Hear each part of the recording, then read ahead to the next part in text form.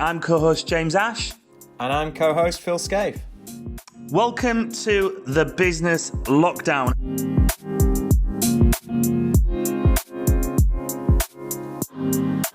Welcome to today's episode. None other than Michelle Shenton from Lionheart Yoga in East Yorkshire in the UK.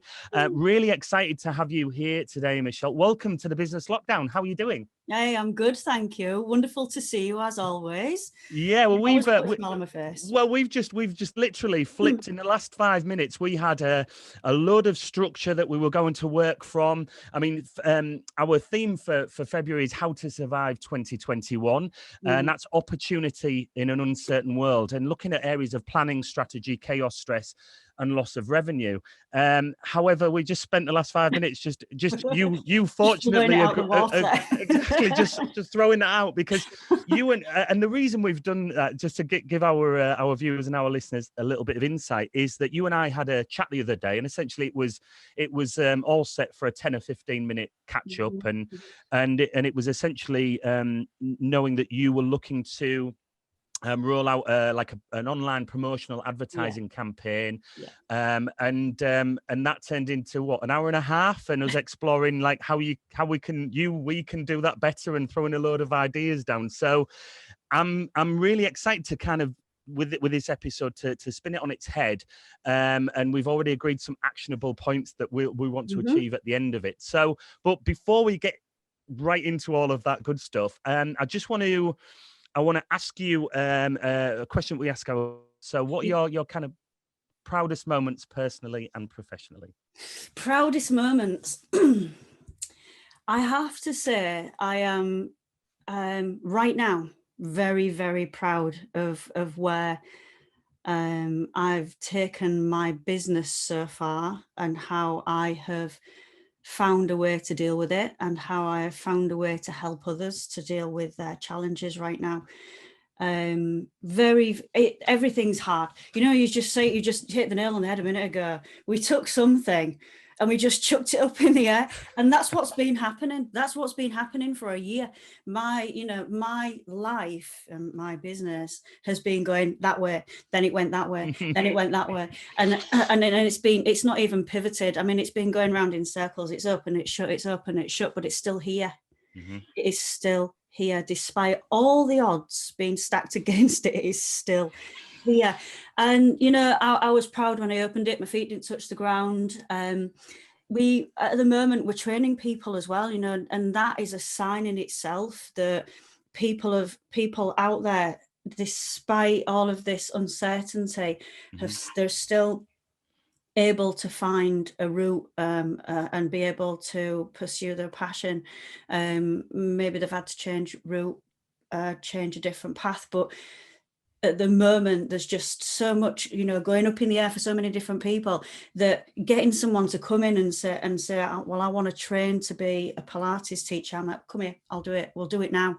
And and I've trained in stuff since we've been sat in this room and on lockdown. There is so much that we should all be proud of right now. The fact that we're still here is something to be proud of.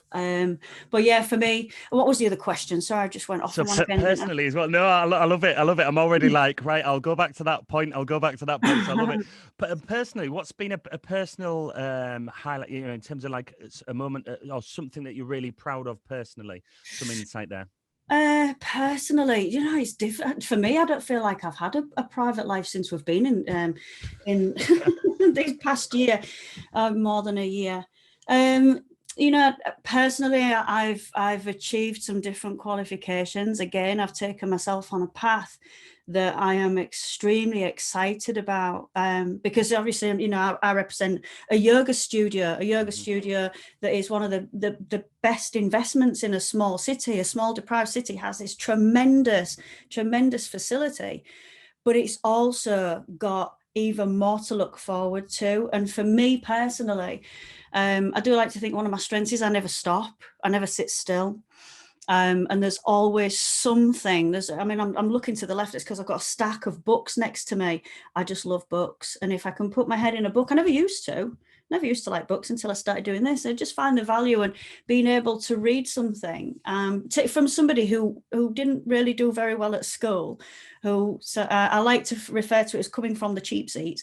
So I didn't do too well at school, didn't have much in the way of qualifications, managed to find that I could be a professional dancer if I wanted to be, because I put my mind to it. And then I could be a police officer because I put my mind to it.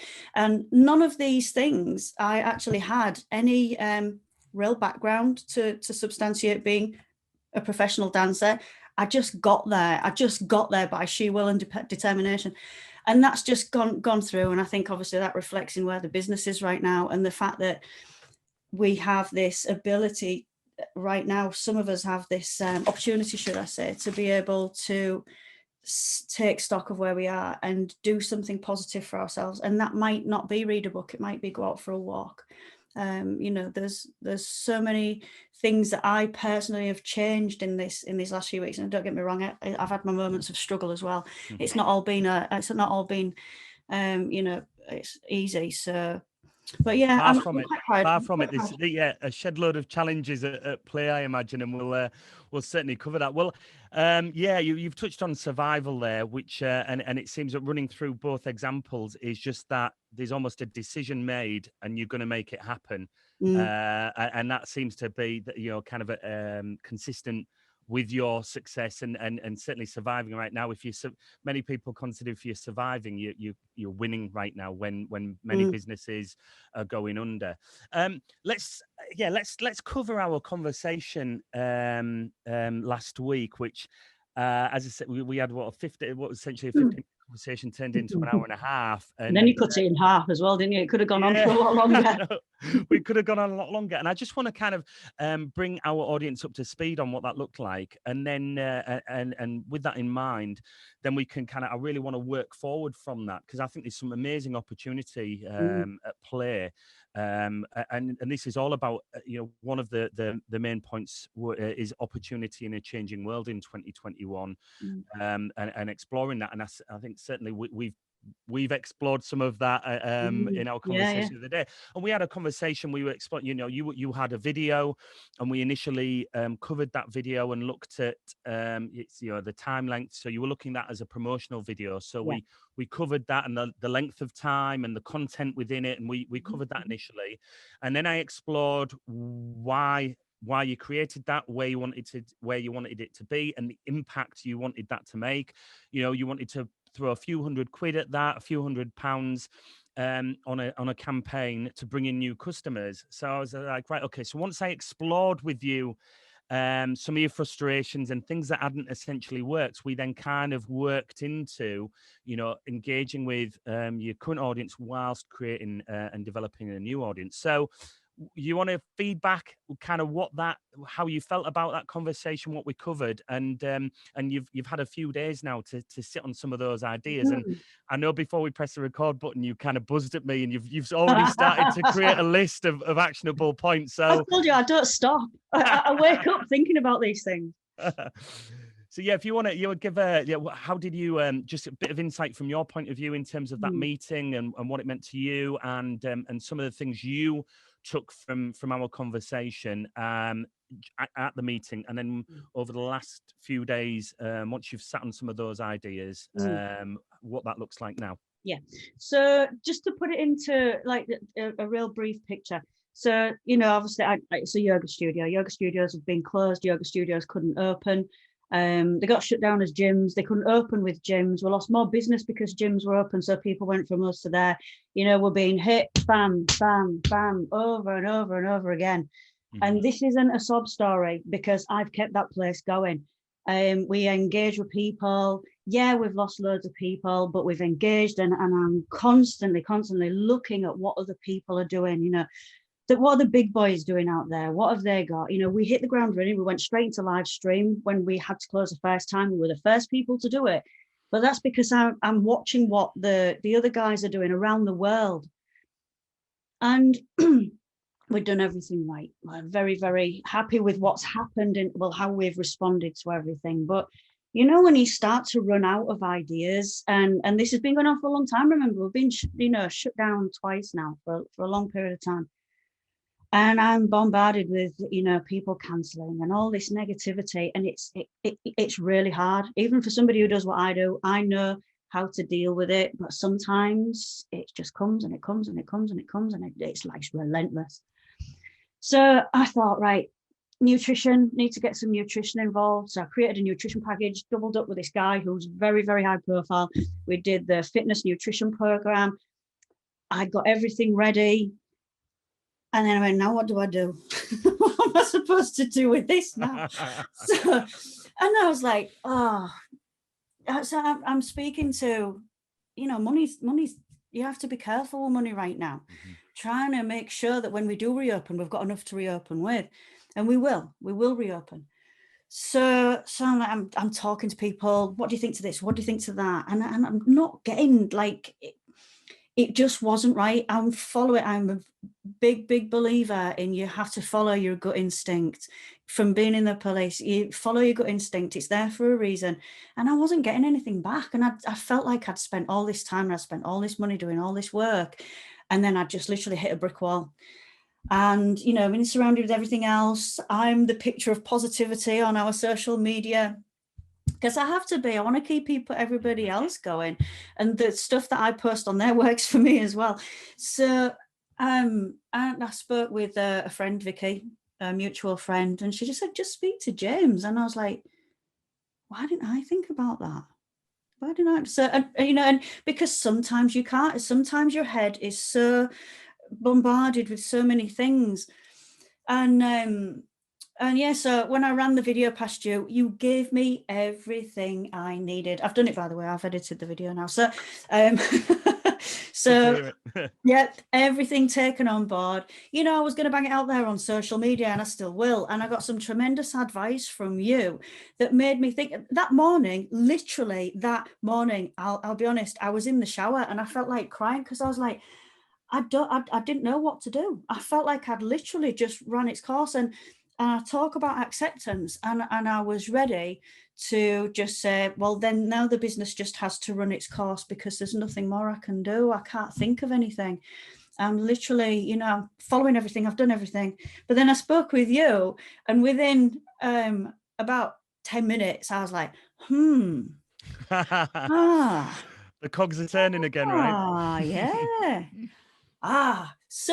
So from literally within about 2 hours before I spoke to you, where I was literally head in hands and nearly crying at the prospect of, it's hard for someone like me not to have, I've always got somewhere to go. I'm always thinking, I'm always doing, it is a modern disease that we're constantly moving, striving, goal driven. I do everything I can to balance that out, which a lot of people don't or can't. But when I spoke to you, and you was like, and you gave me so many ideas, and I came off there, and I was like, I practice Bikram yoga, and I say, because it gives me wings. Because when I can go in as one person and I can come out as someone completely different, and I feel like I float out. And it was after that meeting with you, I floated out of this room. I was like, now then. And I was scribbling names down, and I've got this list of people that I'm going to interview. And so based on that, what was some of the pointers that we covered that kind of hit home and you've thought about since? So the pointers were obviously the advice I'd been given, which was good advice, the best advice from friends, wasn't what I needed. It wasn't up to date. It wasn't forward thinking. It wasn't. My business is very different to, and I mean this in the nicest possible way, some of the other similar businesses in Hull. And I'm ahead of the game. I want to be ahead of the game. I'm a leader. I'm not so much a follower, although I do look around at the big boys and see what they're doing. And so that advice didn't work. Your advice, I edited the video according to what you'd done. It was true. It was right. I took it. I did what you wanted me to do, and it looks brilliant. So that's all edited. I will still take care of a social media campaign. But then we started talking about podcasts and the value in adding value and adding value and explaining benefits, and how, like say, there is vulnerability with expertise. That I'm sure everybody feels vulnerable at some point when they're running their own business or they're an expert at something. But I studied during lockdown a lot of new scientific information on breath work, and that has been picked up the past few weeks by the NHS. I've been asked to do webinars and PowerPoints. Just how much value can I add to all of that now? And and you said to me, think of the people, and I was like, I've already done it. I've already done it. I'm on it. I've got a list already, and the list's getting longer. But people like, and you said, think about in 6 months' time who you're going to be interviewing. Right, I'm really close friends with Patrick McKeon. He trained me. He was the first person. That's my book. Look how dog-eared it is. It goes in the back of the Patrick McKeon.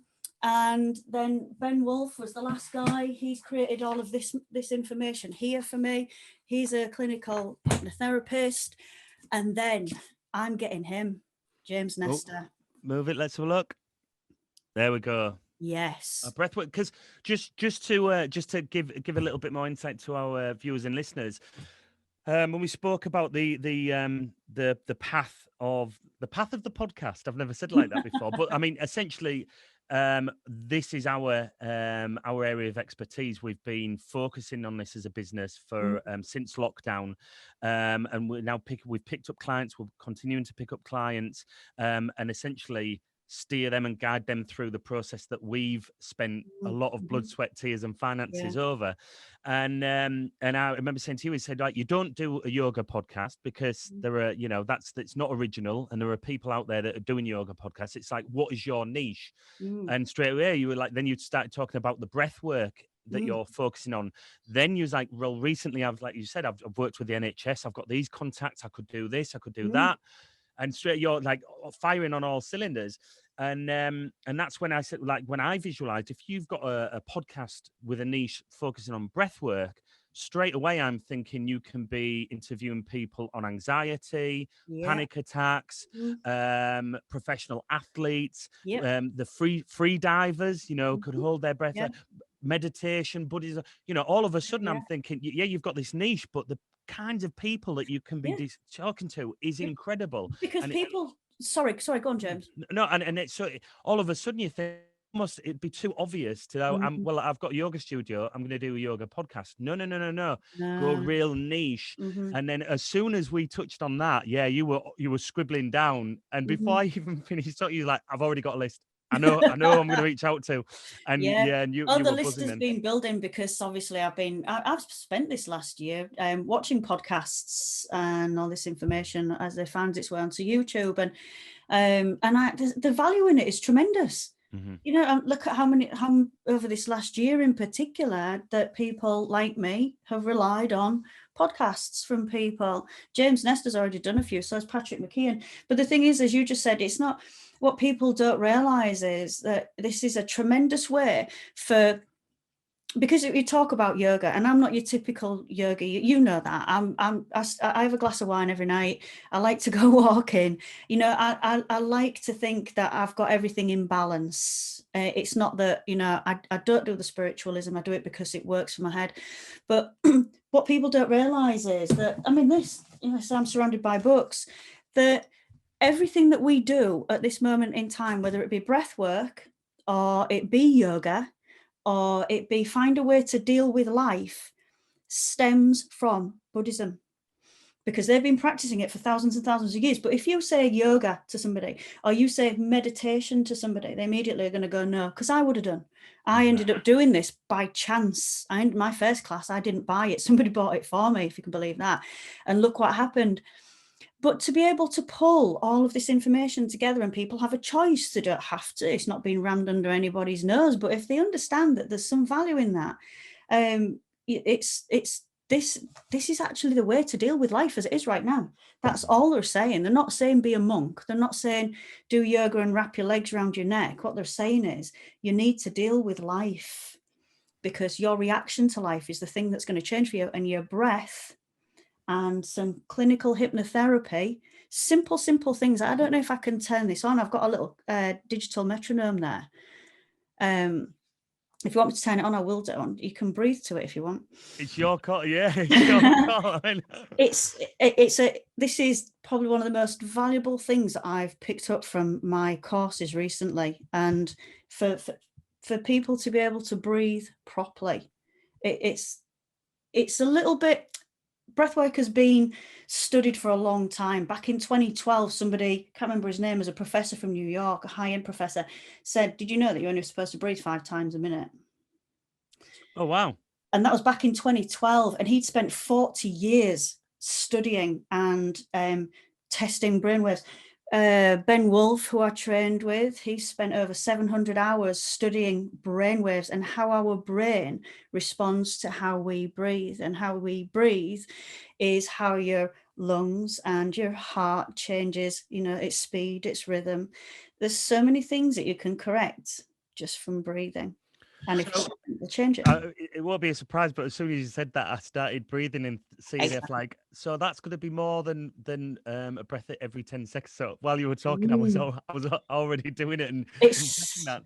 6 seconds in, 6 seconds out. We're delving into the actual insight into breathwork and stuff, and I'm really curious on, you know, you've got the yoga studio and you're looking at this different area of expertise, and I'm curious. Let's look at that as a business opportunity and where that's at right now, and the potential of that. Because I know from speaking with you the other day, and we just touched on a few things there, is that the potential is really huge, and there are a lot of people out there. If we're looking at breathwork and the benefits to breathwork, and where people are struggling at right now, especially with mental health and anxiety and whatnot. And so I'm curious, where are you at with that right now, and where do you envisage that going? And we've spoke about the kind of podcast area, and we'll come back to the podcast element of that and what we've covered. But where is that right now, and where do you see that going? I mean, we're talking about planning for 2021 in an uncertain world.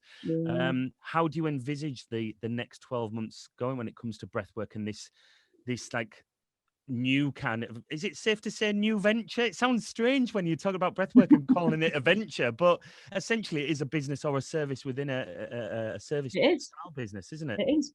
The thing, so I don't know if this puts into context, because breathwork could sound very yogified, if you like, to a lot of people, and it's not.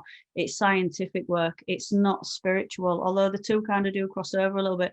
So what I started with at the beginning of lockdown, I was going to go on the course anyway with Patrick McKeon. Patrick, because I've got a background in athletics, running and cycling and triathlon. And that's what took me to the first course with Patrick, because I want to work with athletes. I like working with athletes. I've trained with Sarah Ramsden, who is the yoga teacher for Man City and Man United, so that I can look after athletes' bodies, because yoga is not good for athletes, believe it or not.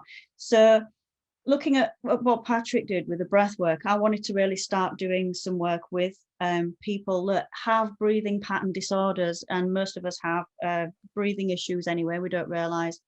So there's a few people that come to my studio that have asthma, and 2 of them have received benefits already, because I'm working with them as just a little trial from the course that I did with Patrick McKeon.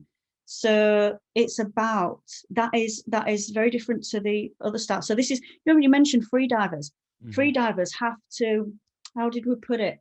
They have to understand about the breath and hold the breath for a long time. So, but they have to understand that there is a breath for every single job. So there is a style of breathing for athletes to be able to simulate altitude training and to be able to oxygenate their body better. By how they breathe, and then by that, you know, all of the gas exchange and all of the very technical stuff that goes on inside your body. That's where I was going with that. That's what I wanted to do. It's a one-to-one thing. It's not really something that you can do virtually. It does work. I've tried it with Patrick. It does work, but it's not great, because you'd be better to hear and to see how someone's breathing to be able to correct it. So that's where I was going with that one. And then obviously then I went on to more work with Ben, who's a clinical hypnotherapist. And within the course with Ben, we not only learn how to breathe, and there's a crossover, because we're both people are talking about 6-6 breathing, it's called, or coherent breathing. Breathing through the nose. Always breathe through your nose. Everybody's heard me at the studio. Everyone's sick of hearing me, because you breathe through your nose, don't you? Indeed. Yeah, good. Keep doing it. And and So that's slightly different, but that takes us into looking after people that might have things like anxiety or sleep problems, mood, depression, all of these things, asthma, even long COVID. There are ways that we can start to breathe better to change how the body feels. And so that was, that's still in its early days. Again, it's something that's best to be done maybe in a group.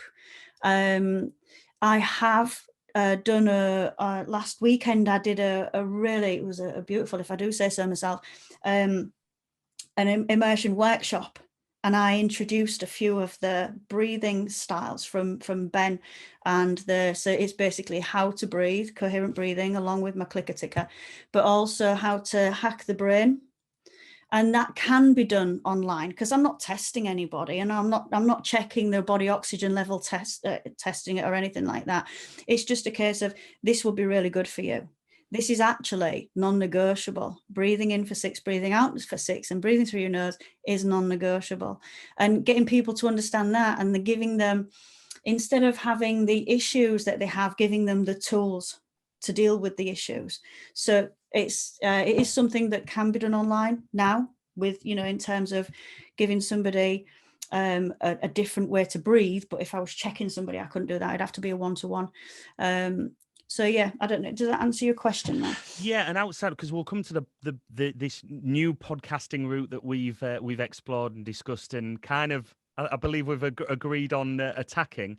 Where does that look like? Because you've talked about the benefits and what that looks like, but in terms of a business sense, where do you see that moving forwards, and how patient are you with that in terms of the long game? Do you want to be, essentially bringing in money early doors, or is the focus to raise awareness and build, essentially attract attention to then convert into potential customers? Have you thought about that moving forward over the next year? Yeah. I think for me initially, but this is for my business, and bearing in mind that I've got the yoga studio. It's been open for 2 years. I introduced a hot yoga studio to a city that had never even heard of hot yoga. So I understand that building almost like a rapport with people, but getting their confidence is a huge issue. Probably in most cities, definitely in Hull, especially if they've not heard of something before. Some cities can be, quite happy, complacent to be where they are and what they're doing. And I came as an outsider in. So for me, I understand the value. It was hard when I opened that studio, damn hard. And for me, it was, what I've seen is, if I can get the trust of somebody and that person comes in, the trust that I've instilled in that person obviously pays off, because they come into that studio, they feel like $1 million when they leave, and then they go out and they tell somebody else. So, and being able to get that trust out there was the issue for me. And I tried to advertise everywhere. I wasted money in magazines. I wasted money here, there, and everywhere, and nothing brought anything in. You can't explain what I do with a picture. It doesn't work, because it says hot at the top, and people go, no, I don't like hot, I don't want to do that. So what I thought, first of all, is, what a fantastic way to be able to get information out there. And I'm not talking about the yoga, I'm talking about the breath work, I'm talking about everything else that supports what I do. So it will all feed back into the yoga studio. There's the breath work, there's the nutrition, and there's the different styles. I've trained in kettlebells since then. There's fitness, there's yoga, there's meditation, there's everything. And to build to gain someone's trust, to give them a reason why. There's something that they can sit there, something they can grab onto, something can go, oh, I didn't know that, because that picture of my studio doesn't say that. And so I thought the first thing is getting that trust from somebody, giving them some information, giving them a reason why, as I say, benefits. They need to know the benefits. They don't even know that what I do works for them. They might think, I had a conversation with somebody a couple of days ago who went, I can't sleep on a night time. I'm terrible. Does anybody else have this problem? And I said, I can help you, Sandra, if you want. So she went, no, I don't do yoga. No, I never said yoga. Whoa, barriers are straight up there, aren't they? That's interesting. Yeah, so but because, well, two things probably. She associates me with yoga, but she associated breath work with yoga. It doesn't have to be the case. There are some very, very intelligent people out there, because there's this crossover with clinical hypnotherapy and how we breathe, and it's scientific, not spiritual. We can add a little bit of spirituality into it if we want to. That's where we add colors. So I won't go into that because I'll go off on a tangent again, but it basically works. Left brain likes to count. So if you can count, and you count the length of your inhale and your exhale, that will keep your mind occupied. It won't think about anything, negative, positive, the lot. And if we put some color in, that occupies the right side of the brain. So you've cracked it, you've nailed it. You've just created 20 minutes of space in your own mind. But people don't know that. They don't know it's that simple. I would suggest that the real hook is to get people essentially through the door, and to be experiencing what you offer for the first time, because there's nothing that can recreate that, right? I'm curious, you mentioned a number of things there, kettlebells, breathing, yoga, and amongst others. And I'm curious, how do you avoid trying to be something for everybody, and not essentially winning at any one of those? It's that what is it, man of many, jack of all trades. Jack of all trades, a master of none. And it kind of falls into that. How do you ensure that, or have you struggled with that? Have you struggled trying to be too many things and maybe not drilling down on an area of focus in a niche?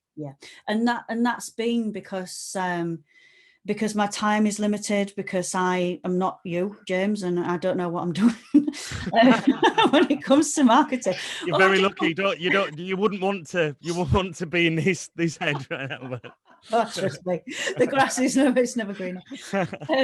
So no, God, I've struggled with it, and I've been pulled back on it so many times, and I'm just like, but I don't have time to send out so many different, Facebook posts, and I'm massive victim of my own lack of time when it comes to that, and that's how I see it, effectively. I guess when you're doing a podcast, you're letting somebody else do all the work. You sat there, having a brilliant conversation with somebody you find extremely interesting, and you can have a good laugh when you're doing it, but the value for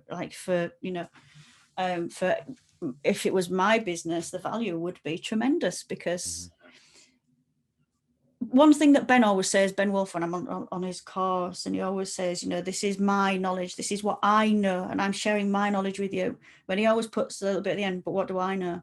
So he always says, there is that, I've learned all this, I want to share it with you, but it might change. It could change next week. There's so much that we can pull in and add value to what we're doing, because who am I? Why should somebody trust me? This is an issue that I'm going to have. I could walk out. No professional athlete is going to let me start working with them and their breath, because they don't know me from Adam. But if I'm surrounded by a ton of podcasts that have got all of these experts, and I'm going, well, he trained me, and he trained me, and look at what they're doing, and look at this person, there's it raises my profile, and it not only gives people a reason to listen, they trust me, they'll trust me, and then they'll talk to other people, and I believe it's going to spiral massively.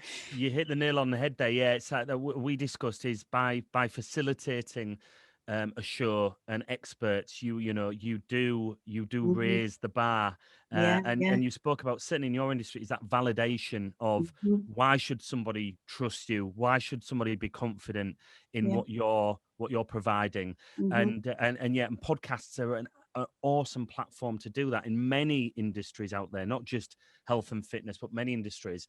And so I'm curious, Michelle, so what are the next steps? Because I know from our meeting the other day you were buzzing. We before we pressed record, you were like talking about your list and what you thought about and how energized you are. So what I'm really looking to do now is to hold you to account to our audience, and this episode will be shared to your audience as well. So I imagine there'll be a few people holding you to account or being excited about what the next steps are. So I'm curious, what does the next 4, 6, 8 weeks look like in terms of getting your first podcast recorded, and how that might look at this stage? And of course, it goes without saying, we said before the show is that, you know, I'm here for you, and I'll gladly steer you Thank along you. the way to get you into a position. So that first episode will be the most important episode you ever record. It's getting off the ground, and we procrastinated for a year before we recorded our first Did you? podcast. So yeah, I think Phil and I went through 3 different lots of equipment that we purchased because we didn't know what equipment to buy or what to use and who our audience would be and what subjects and themes we would talk about. So we just procrastinated and overthought. Was just like, just take action.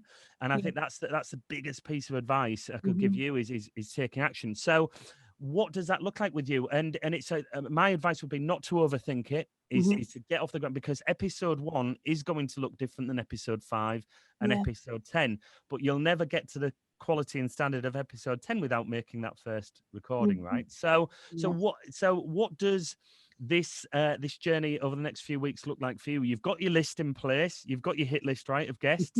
Oh yeah, you're in it. Oh, really? It's all right. Pressure is on. The pressure is on. Boots on the other foot. Indeed. No, sir, I love the fact that we had that real quick conversation at the beginning, because I wanted to talk to you about it. I wanted to say thank you for putting that spark back into my energy. It massively fueled me, and it got the cogs going again, and that's how I survive. That's how I thrive.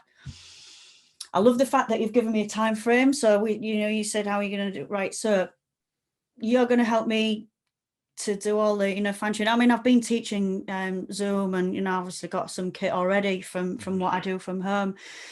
I will have, oh God, here she goes. 2 weeks. 2 weeks. 2 weeks. I'll do my first one.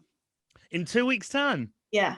Wow, I love that. So is that too adventurous then? No, not all. So so today is today's episode is Monday the 1st of Feb. Oh, yeah. So we will be looking at Monday the 15th of February as a release date for your very first podcast. So I can do that. Yeah, so that's 2 weeks from today's episode launch date. I like that. So obviously, when you look at that, things to explore is what is the name of your podcast. We spoke before about it's not a yoga podcast, and also it's very important for people out there is that it is, a lot of people think that they will create a podcast and just name it their business, and actually that's not the way to go. It's like, actually it should be almost like a sub brand or a different brand completely. If you're a yoga studio and you're creating a podcast with a niche on breathwork, for example, that's perfect way to create it and to brand it up and go in that direction.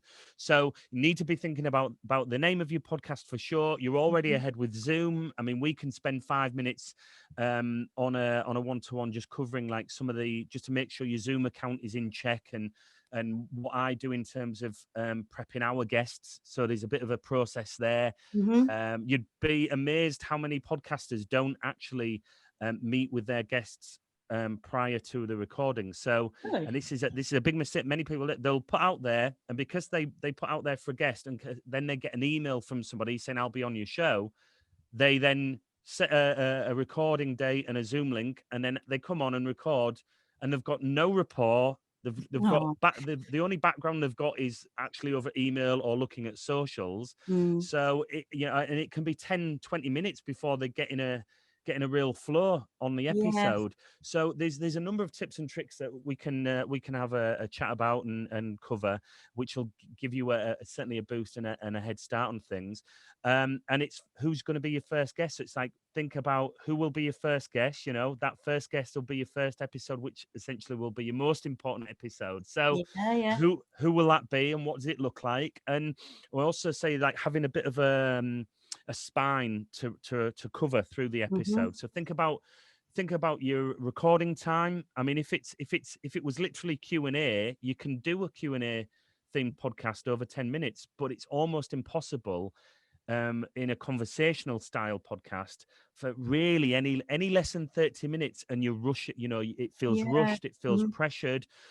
So there's that sweet spot between 30 minutes and 45 minutes to have a nice conversational flow. But that spine to work from as well, because it's too easy to veer off and get there's a shiny topic that comes up, and it's important to have that trunk, and you can veer off from that. But if both of you know that's what you're working through, each of you bring it back to achieve what you set out to achieve, and essentially it's what are the listeners and viewers going to take from that episode at the end. So it's almost like, you can almost at the start of your episode, you can be like, right, today, you guys are gonna learn how to do this, or we're gonna be covering this, and you're gonna take away some ideas on how to improve. So there's actionable points. When we started, it was a bit of like, right, if somebody comes on and they've got some value, we'll just interview them and have a chat. And over time, you're like, right, okay, let's put a bit more structure in with this, because actually some structure in place creates more freedom in a weird way. So we've certainly, so I'm more than happy to be kind of like overseeing and helping you along this way. So we've got a bit of a date in mind. So there's action to be taken. So, well, please do drop any questions my way. We'll update people on our channels. Do feel free to drop anything to keep your progress, any little vlogs as well that you might be doing along the way, because you'll be you'll already be an inspiration. I'm sure there's viewers out there who, I think I've spoken to another 3 people this week in very different sectors who are like, we've been talking about doing a podcast, but we don't have a clue what to do or how to do it. So it's like, oh, come on, we can have a chat. So a lot of people are considering it, even just have that value to themselves to connect, which is what you said, to connect with these experts. Your lady who deals with Man City could be a really great guest. It was just Sarah. Sarah sounds awesome. So she won't give anything away about the team though. I've already tried that one. you could have some code words, couldn't you? You could have some code words. She was actually one who taught Ryan Giggs. Very nice, very nice. We'll call him Steve for the episode. You don't need to name it. Just have a code word. Well, look, Michelle, look, you've got some action to take right now when it comes to your podcasting journey, and it's awesome to. I'm looking forward to it. Have somewhat been somewhat of a bit of an inspiration and kick up the bum to make that happen. So I'm super pleased about that. Good.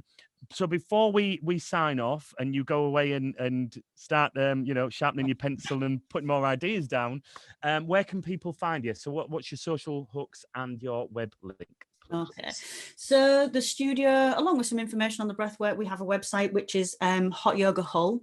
So that's www.hotyogahull. And obviously Instagram and Facebook are the two main other social media channels that we use. And if you just type in Hot Yoga Hull, it will come up on both of them. Lots of information on there, lots of pictures. And there's lots of information on nutrition on there, as well as breathing and yoga and fitness and kettlebells and everything.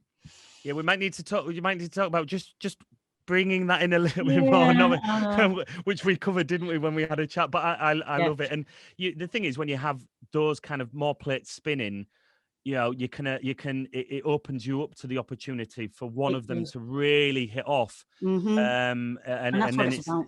Exactly. But final question of the episode is, who's your hero and why? Who's my hero? You didn't tell me you was going to ask me that. I never know. Of course, we're non-scripted and unedited. So yeah, absolutely. I don't know. Do you know what? As daft as it sounds, the first person that comes to mind is Madonna. Love it. Love it. No, I love the woman, and I love the fact that, I don't love the cosmetic surgery she's done to her face, but I love everything about the way that she's changed over the years. And she is strong. She gives. She's, I don't know. I've taken a lot from her over the years. I used to be a dancer years ago as well, so obviously that there was a massive influence when I was a dancer years ago. But since then, I don't know. I really look up to the woman. I just think she's done a tremendous job for herself and for the kids that she's taken in. Oh, there's loads of people I could say, but you know, she's one person I look at, and I'm mesmerised by the woman. Really am. She's certainly been able to reinvent herself, and I think there's a lot to be taken Yeah. from that in not only personal life but also professional and business life. When we speak about Mhm. pivoting and having to adapt, Yeah. yeah, in certainly incredible. So, episode 50 of your podcast to interview Madonna, is that the marker? I can't say yes, can I? Because she'll hold me to it. I don't know. I'll let you know. I'll Awesome. confirm that. I'll confirm that when I've spoken to her agent. Nice. Well, Michelle, thank you so much for joining us today. I'm super Thank you. enthused and energized and excited about what the next 2 weeks hold for you, because I can say we've been on an incredible podcasting journey, and it is awesome. You know, Yeah. I can't wait. It's easy to drill it in with enthusiasm and excitement, because there's so much to get from people creating their own podcast channels and connecting with literally thousands of people. Yeah. So I'm excited for you. Thanks again for joining us. It's been My awesome, and I pleasure. look forward to connecting with you very soon. No, thanks, James. You've been brilliant. Absolutely brilliant. Thank you. Cheers, Michelle. Take Bye-bye. care. Bye. Thank you so much for joining us on the Business Lockdown. Please comment, like, share, and subscribe to help build our global community. We look forward to seeing you all soon.